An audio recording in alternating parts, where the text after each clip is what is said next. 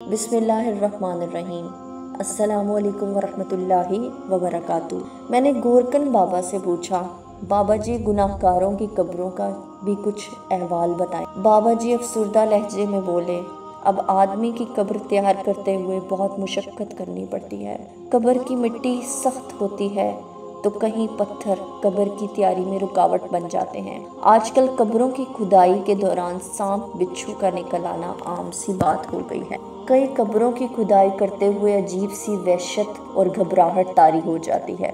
चूँकि कब्र की खुदाई नंगे पांव की जाती है, कई कब्रों की खुदाई में मेरे पैर जलने शुरू हो जाते हैं। मैं अपनी ज़िंदगी में कब्र की तैयारी के दौरान कब्र से धुआं भी निकलते देखा है और आग के शोले भी। कई कब्रों में तदफीन के बाद कब्रों पर रात को आग जलती भी देखी है और कुछ कब्रों से चीखों पुकार भी सुन चुका हूँ। ये बातें बाबा जी मेरे मुख्तलिफ सवालात के जवाबात में मुझे बता रहे थे और आलम तसव्वुर में मैं अपनी कब्र की फ़िक्र में गुम हो गई कि न जाने मेरी कब्र से रोशनी निकलकर गोरकन का वजूद रोशन करेगी या गोरकन के पैर जला डालेगी, और फिर क्या खबर कब्र भी नसीब हो या ना हो।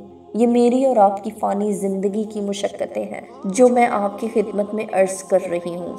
कब्र हमारा वो मुस्तकिल घर है जहाँ सूर के फूंके जाने तक रहना मुकद्दर ठहर चुका है।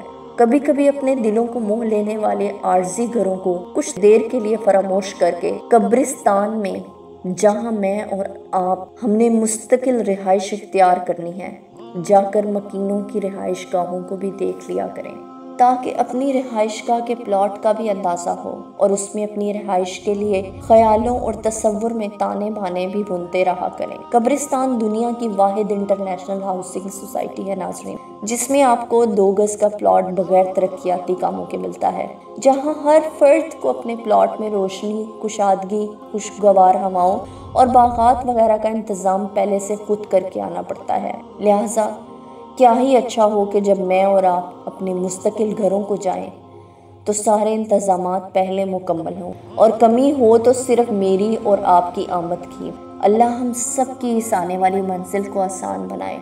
आमीन या रब्बल आलमीन।